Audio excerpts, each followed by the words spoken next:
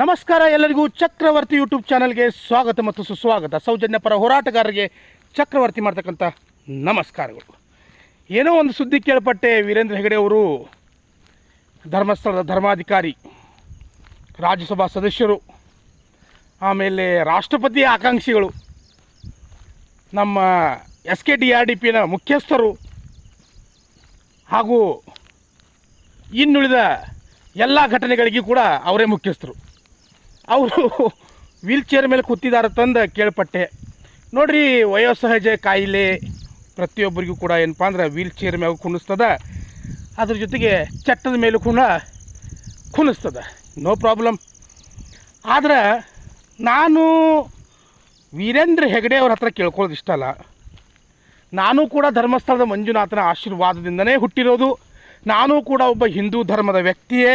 ನಾನು ಡಾಕ್ಟರ್ ಬಾಬಾ ಸಾಹೇಬ್ ಹಾಗೂ ವಿಶ್ವಗುರು ಬಸವಣ್ಣನವರ ಅದೇನಂತಾರಲ್ರಿ, ಒಬ್ಬ ಶಿಷ್ಯ ಅಂತ ತಿಳ್ಕೊಳ್ರಿ, ಅನುಯಾಯಿ ಅಂತ ತಿಳ್ಕೊಳ್ರಿ, ಅವರ ವಾದವನ್ನು ನಾನು ಒಪ್ಕೊಳ್ಳೋಂಥ ಒಬ್ಬ ವ್ಯಕ್ತಿ ಅಂತ ತಿಳ್ಕೊಳ್ರಿ, ಏನಾದರೂ ತಿಳ್ಕೊಳ್ರಿ. ಆದರೆ ಈ ಒಂದು ಇಬ್ಬರ ವ್ಯಕ್ತಿಗಳ ಬಗ್ಗೆ ನಾನು ಬಹಳ ಅಪಾರವಾದ ನಂಬಿಕೆ, ಗೌರವವನ್ನು ಇಟ್ಟುಕೊಂಡಿದ್ದೀನಿ.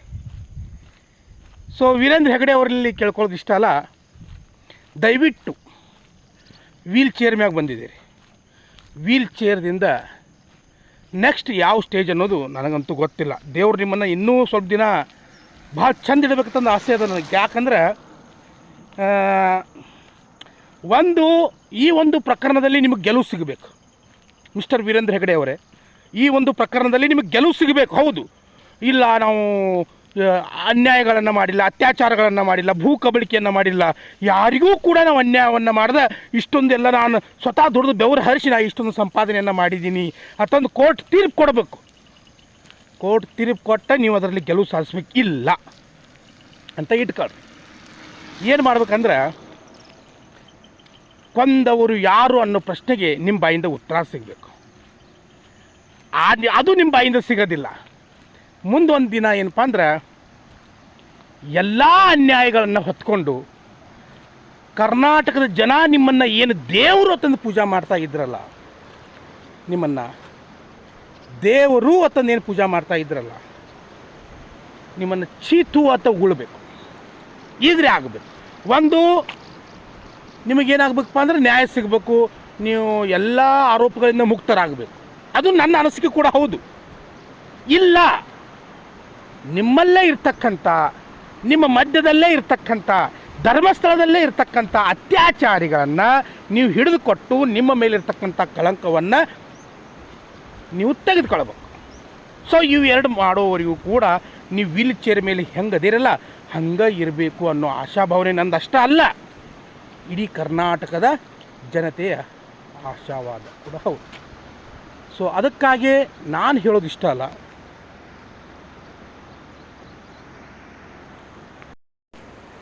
ಕ್ಷಮಿಸಬೇಕು. ಮತ್ತೊಂದೇನು ಆಸೆ ಅದಪ್ಪ ಅಂದ್ರೆ, ನನಗೆ ವೀರೇಂದ್ರ ಹೆಗಡೆ ಅವ್ರ ಬಗ್ಗೆ ಅಪಾರವಾದ ಗೌರವ ಅದ. ಅದಕ್ಕಾಗಿ ಅವ್ರು ಇನ್ನೂ ವೀಲ್ ಚೇರ್ ಮ್ಯಾಗಲ್ಲ, ವೀಲ್ ಚೇರ್ ಮ್ಯಾಗಿಂದ ಅದು ಓಡಾಡಬೇಕು. ಹಿಂಗೆ ಓಡಾಡಬೇಕಲ್ಲ, ಸೌಜನ್ಯಗಳಿಗೆ ನ್ಯಾಯ ಸಿಗೋವರೆಗೂ ಕೂಡ ಓಡಾಡಬೇಕು. ಅತ್ಯಾಚಾರಿಗಳು ಒಳಗಡೆ ಹೋಗೋವರೆಗೂ ಕೂಡ ಓಡಾಡಬೇಕು. ದಲಿತರನ್ನು ಯಾರು ಭೂ ಕಬಳಿಕೆ ಮಾಡಿದಾರ, ದಲಿತರ ಭೂಮಿಯನ್ನು ಕಬಳಿಕೆ ಮಾಡಿದಾರಲ್ಲ, ಅವರೆಲ್ಲರೂ ಒಳಗೆ ಹೋಗೋವರೆಗೂ ಕೂಡ ಓಡಾಡಬೇಕು ಅವರು. ಆಮೇಲೆ ನಾನೊಬ್ಬ ಭೂರಹಿತ ಬಡವ ಅಂತಂದು ಸರ್ಕಾರಕ್ಕೆ ಅರ್ಜಿಯನ್ನು ಹಾಕಿ 4,300 ಎಕರೆ ಭೂಮಿ ಇದ್ದರೂ ಕೂಡ ಸರ್ಕಾರದಿಂದ 700 ಎಕರೆ ಭೂಮಿಯನ್ನು ಪಡ್ಕೊಂಡು ಸ್ವಂತಕ್ಕಾಗಿ ಬಳಸ್ಕೊಂಡು ಐಷಾರಾಮಿ ಜೀವನವನ್ನು ಮಾಡ್ತಾ ಇದ್ದಾನಲ್ಲ ಆ ವ್ಯಕ್ತಿ, ಅವನು ಒಳಗೆ ಹೋಗೋವರೆಗೂ ಕೂಡ ಅವ್ರು ವೀಲ್ ಚೇರ್ ಮೇಲಿಂದ ಎದ್ದು ಓಡಾಡಬೇಕು 100%. ಸೌಜನ್ಯನನ್ನು ಯಾರು ಕೊಂದಿದಾರಲ್ಲ, ಯಾರು ಅತ್ಯಾಚಾರ ಮಾಡಿ ಬರ್ಬರವಾಗಿ ಅವಳನ್ನು ಹೇಳಬಾರ್ದು, ನೋಡಬಾರ್ದು, ಕೇಳಬಾರ್ದು, ಆ ರೀತಿಯಾಗಿ ಮಾಡಿದಾರಲ್ಲ, ಅಂಥವ್ರು ಎಲ್ಲರೂ ತಡ್ಡು ಹಿಡಿದು ಜೋತು ಬೆದ್ದಕ್ಕಿನ ಒಳಗೆ ಜಲ್ಲೆ ಹಾಕಿ ಷಂಡ್ರನ್ನಾಗಿ ಮಾಡಿ ಅಲ್ಲಿವರೆಗೂ ಕೂಡ ಏನಪ್ಪ ಅಂದರೆ ವೀರೇಂದ್ರ ಹೆಗಡೆ ಓಡಾಡಬೇಕು.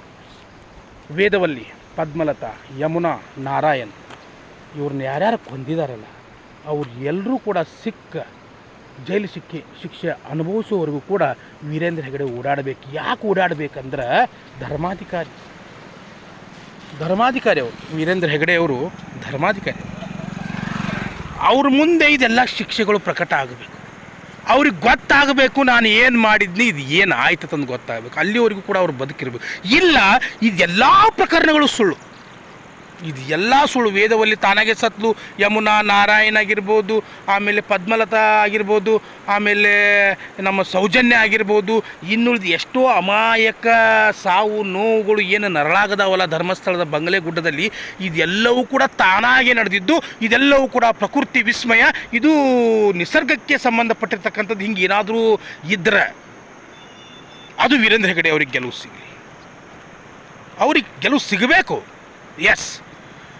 ಆಮೇಲೆ SKDRDP ಈ ಧರ್ಮಸ್ಥಳದ ಬಡ್ಡಿ ದಂಧೆಯಿಂದ ಎಷ್ಟೋ ಮಕ್ಕಳು ಅನಾಥ ಆಗ್ಯಾವ, ಎಷ್ಟೋ ಗಂಡಂದಿರು ಹೆಂಡತಿಯನ್ನು ಕಳ್ಕೊಂಡು ಮುಂಡೆರಾಗ್ಯಾರ. ಗಂಡು ಮಕ್ಕಳು, ಬರೀ ಹೆಣ್ಮಕ್ಳು ಅಷ್ಟೇ ಆಗಂಗಿಲ್ಲ, ಗಂಡು ಮಕ್ಕಳು ಮುಂಡೆರಾಗ್ಯಾರ ತಮ್ಮ ಹೆಂಡತಿಯರನ್ನು ಕಳ್ಕೊಂಡು. ಎಷ್ಟೋ ಮಕ್ಕಳು ತಂದೆ ತಾಯಿಯನ್ನು ಕಳ್ಕೊಂಡು ಅನಾಥರಾಗ್ಯಾರ. ಅಮ್ಮ ಅವಮಾನಗಳಾಗ್ಯದವ್ರಿ ಈ ಧರ್ಮಸ್ಥಳ ಸಂಘದಿಂದ. ಸಾಲ ಕೊಟ್ಟು ಮಂದಿ ಕಡೆಯಿಂದ ಅದು ಗೊಂಗಾಡು ಹೊಡೆದು ಹೆಂಗೆ ರಕ್ತ ಸಿಡಿಸ್ತಾರಲ್ಲ, ಗೊಂಗಾಡು ಹಂಗೆ ಜನರನ್ನ ರಕ್ತ ಹೊರಗಡೆ ತೆಗೆದು ಬಿಟ್ಟಿದ್ದಾರೆ ಇವರು. ಹತ್ತಿರದೆಲ್ಲ ಬಡ್ಡಿ ವಸೂಲಿ ಆಗ್ಬೇಕಲ್ರಿ, ಚಕ್ರ ಬಡ್ಡಿ ಆಗಬೇಕು, ಎಲ್ಲ ಬಡ್ಡಿ. ಅದು I = PTR/100, I = PTR/100 ಎಲ್ಲದರಿಂದ ಆಗಬೇಕು ಅದು. ಎಲ್ಲದರಿಂದ ವಸೂಲಿ ಆಗಬೇಕು. ಅಲ್ಲಿವರೆಗೂ ಕೂಡ ವೀರೇಂದ್ರ ಹೆಗಡೆಯವರು ವೀಲ್ ಚೇರ್ ಮೇಲೆ ಕೂತ್ಕೊಳ್ಬಾರ್ದು, ಎದ್ದು ಓಡಾಡಬೇಕು. ನನಗೆ ಇದು ಆಶಾಭಾವನೆ ಅದ. ಇದಕ್ಕೆ ನೀವು ಕಮೆಂಟ್ ಮಾಡಿರಿ ನೋಡ್ರಿ. ವೀರೇಂದ್ರ ಹೆಗಡೆ ಅವ್ರಿಗೆ ನ್ಯಾಯ ಸಿಗಬೇಕು, 100% ಸಿಗಬೇಕು. ಯಾರು ಬೇಡಂದ್ರು? ದೇವತಾ ಮನುಷ್ಯ, ನಡೆದಾಡುವ ದೇವಮಾನವ ನಾ ಕರಿತಾ ಇಲ್ಲ, ಅವ್ರನ್ನ ಕರೆದವ್ರು ಅವ್ರವರು ಅದಾರ. ಧರ್ಮಸ್ಥಳದ ಧರ್ಮಾಧಿಕಾರಿ ಅದಾರ ಅವರು, ರಾಷ್ಟ್ರಪತಿ ಅಭ್ಯರ್ಥಿ ಆಗವ್ರಿದ್ರು ಆಗವ್ರಿದ್ರು ರೀ. ದ್ರೌಪದಿ ಮುರ್ಮು ಆದ ಕೂಡಲೇ ಇವ್ರು ಆಗವ್ರಿದ್ರು. ರಾಜ್ಯಸಭಾ ಸದಸ್ಯ ಆಗ್ಯಾರ. ಮತ್ತು ಮ್ಯಾಗ ಇರಲಿ, ಏನು ಮಾಡೋಕ್ಕೆ ಬರೋಂಗಿಲ್ಲ. ನಮ್ಮಲ್ಲಿ ರಾಜಕೀಯ ವ್ಯವಸ್ಥೆ ಹಂಗದ, ಸದಸ್ಯನೂ ಆಗ್ಬೋದು. ಆಮೇಲೆ ಹೆಚ್ಚು ಕಡಿಮೆ ಆದ್ರೆ ನಮ್ಮಲ್ಲಿ ಎಲ್ಲನ ರೀ ಏನು ಬೇಕಾದಾಗ್ಬೋದು ನಮ್ಮಲ್ಲಿ. ಹಂಗೆ ವ್ಯವಸ್ಥೆ ಆಗಿಬಿಟ್ಟದ ನಮ್ಮಲ್ಲಿ. ಬಡವ್ರು ಮಾತ್ರ ಏನಾಗೋದಿಲ್ಲ, ಬಡವ್ರಿಗೆ ಮಾತ್ರ ಏನು ಕೇಳಕ್ಕೆ ಹೋಗ್ಬೇಡ್ರಿ ನೀವು.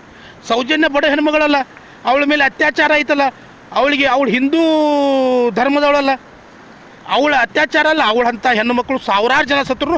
ಅದನ್ನು ನೀವು ಯಾರು ಪ್ರಶ್ನೆ ಮಾಡುವಂತಿಲ್ಲ. ಶ್ರೀಮಂತರ ಅನ್ಯಾಯ, ಅತ್ಯಾಚಾರ, ಅಕ್ರಮಗಳನ್ನ ಮಾಡಿದ್ರೆ ಅವರನ್ನು ರಾಷ್ಟ್ರಪತಿನೂ ಮಾಡ್ಬೋದು, ಪ್ರಧಾನಮಂತ್ರಿನೂ ಮಾಡ್ಬೋದು, ಮುಖ್ಯಮಂತ್ರಿ ಮಾಡ್ಬೋದು, ಎಲ್ಲ ಗ್ರಾಮ ಪಂಚಾಯತಿ ಹಿಡ್ಕೊಂಡು ಎಲ್ಲ ಕೂಡ ಅವ್ರನ್ನ ಮಾಡ್ಬೋದು. ಬಡವರಿಗೆ ಮಾತ್ರ ನ್ಯಾಯ ಕೇಳಕ್ಕೂ ಹೋಗಬೇಡ್ರಿ, ಇಲ್ಲಿ ಅದಕ್ಕೆ ನ್ಯಾಯ ಸಿಗೋದಿಲ್ಲ. ಸೊ ನನಗೊಂದು ಸುದ್ದಿ ಗೊತ್ತಾಯಿತು, ಒಟ್ಟಿಗೆ ವೀರೇಂದ್ರ ಹೆಗಡೆ ಅವರು ವೀಲ್ ಚೇರ್ ಮೇಲೆ ಕೂತ್ಕೊಂಡಿದ್ದಾರೆ, ಏನೋ ಆರೋಗ್ಯ ಸರಿ ಇಲ್ಲ ವಯೋಸಹಜ ಇರೋದ್ರಿಂದ ಅವೆಲ್ಲ ಬರೋ ಸಹಜ, ನಮಗೂ ಕೂಡ ಬರ್ತಾವೆ, ಮುಂದಿಲ್ಲ ತಂದಲ್ಲ. ಹಂಗಂತ ತಿಳ್ಕೊಂಡು ಇದು ಹಂಗೆ ಅನ್ನಬಾರ್ದು. ಬಟ್ ಅವ್ರು ಇನ್ನೂ ಇರಬೇಕು, ಪ್ರತಿಯೊಂದಕ್ಕೂ ಉತ್ತರ ಕೊಡೋದಕ್ಕಿರಬೇಕು, ಪ್ರತಿಯೊಂದು ಉತ್ತರವನ್ನು ತಿಳ್ಕೊಳ್ಳೋದಕ್ಕೂ ಇರಬೇಕು ಅವರು ಅನ್ನೋ ಆಶಾಭಾವನೆ ನಮ್ದು. ನಿಮ್ದು ಏನು ಅನ್ನೋದನ್ನು ಕರೆಕ್ಟ್ ಮಾಡಿರಿ. ಆದಷ್ಟು ಮಟ್ಟಿಗೆ ವೀರೇಂದ್ರ ಹೆಗಡೆ ಅವರೇ ವೀಲ್ ಚೇರ್ ಮೇಲಿಂದ ಎದ್ದು ಓಡಾಡೋಂಗ ನಿಮ್ಗಾಗಲಿ ದೇವರ ಆಶೀರ್ವಾದ.